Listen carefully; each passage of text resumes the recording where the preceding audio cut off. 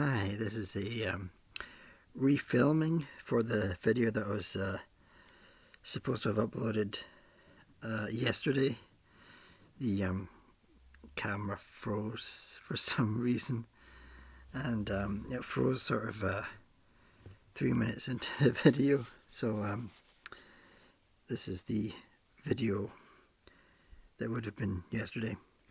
I read 2 stories for New World's November, week 4, Dystopia and Post-Apocalyptic.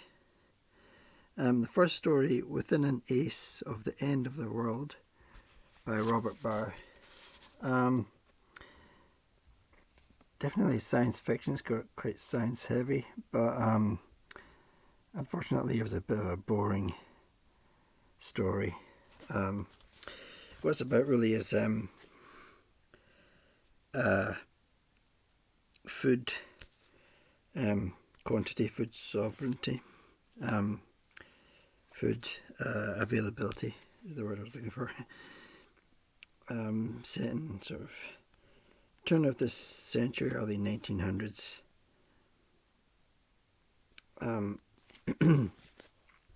They found some sort of way to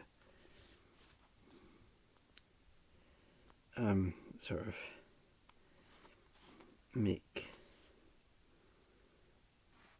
food in sort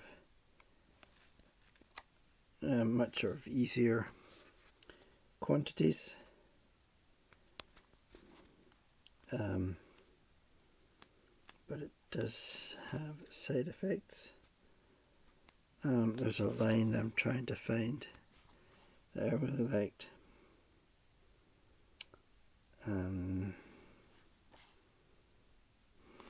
Here's: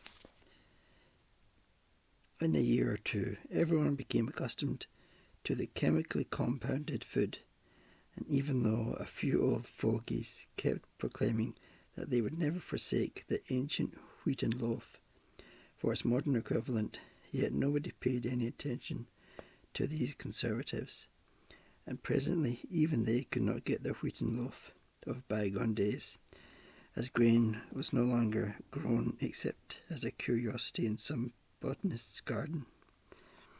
And very interesting, that's not, I don't think, the case these days. I do believe grain is still grown and very much hybridized and possibly genetically modified, and maybe not grown by sort of botanists in their gardens, but they definitely have lots of various trials of grains in order to hybridize and grow more resilient crops. But in this story, the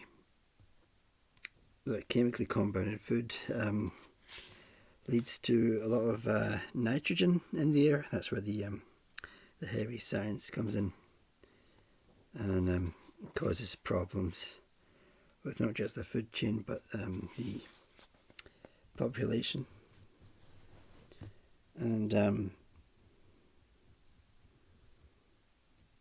interesting line at the end: Humanity was destroyed once by flood and again by fire, but whether the race as it enlarges will deteriorate after its second extinguishment, as it appears to have done after its first, must remain for the future to determine. Quite like that line.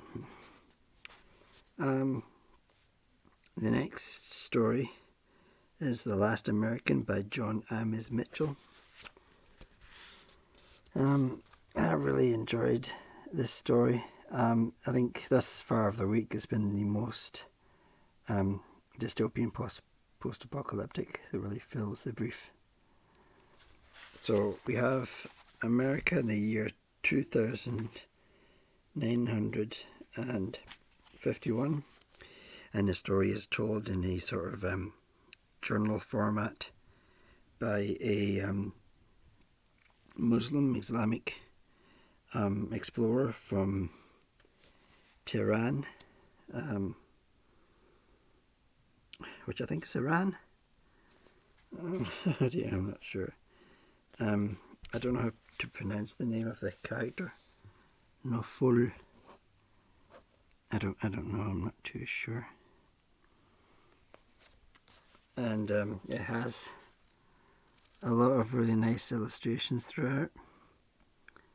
And it's strange that they have an old sailboat in 2951, but it's not completely inconceivable that that would be the case.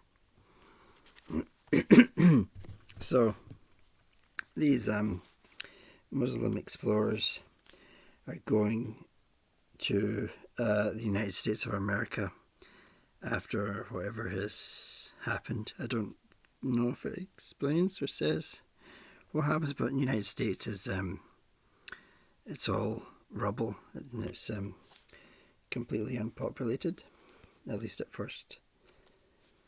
There's a really good illustration of New York.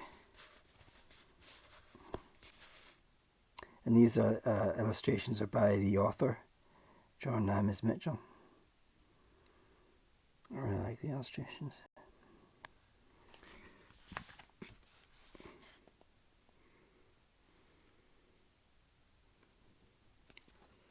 And they're coming across the old ruins, and they're looking around for artifacts.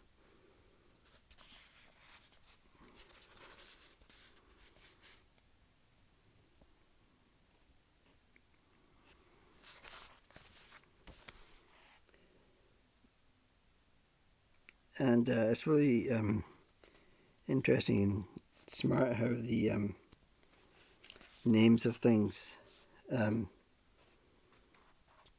have been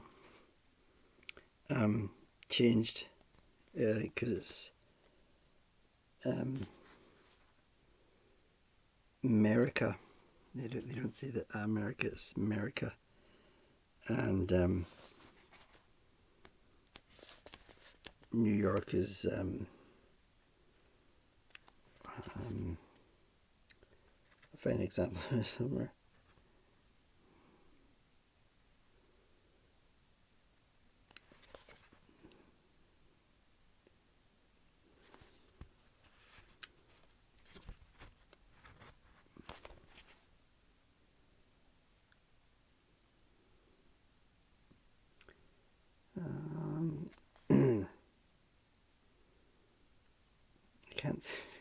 I can't seem to find it.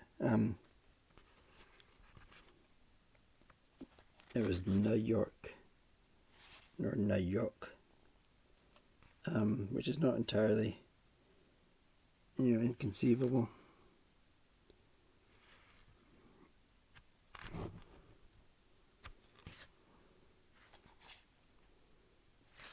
Yeah, it's just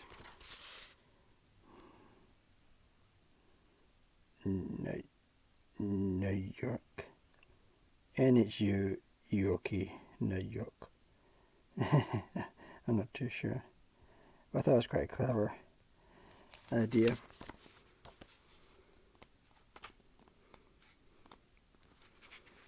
And they come across coins as artifacts. I thought it was quite a realistic touch. The remains of civilization would be coins and stuff.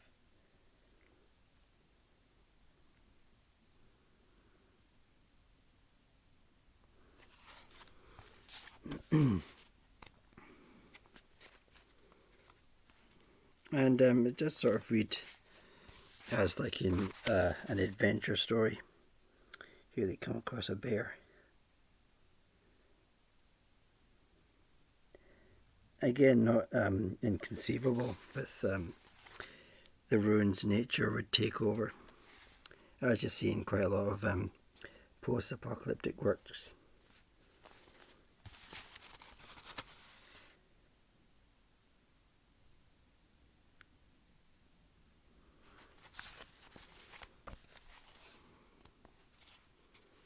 I thought this artist impression really made me laugh. I really laughed at the the naked toddler in the top hat. I thought that was really funny. It was like an artist's impression of how New York would have looked like.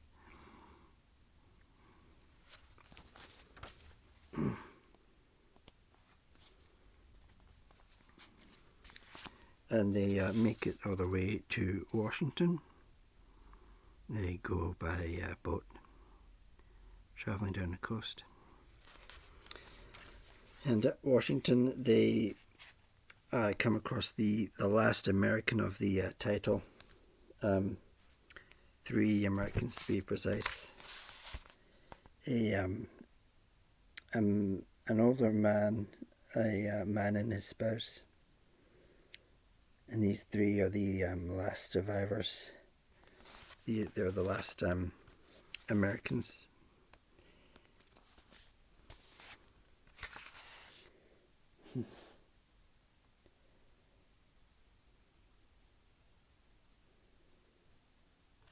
And at first it's a peaceful encounter, but then things sort of break down. And there's an altercation and a fight between the 2, the Americans and the Muslim explorers. And eventually they kill the last of the Americans.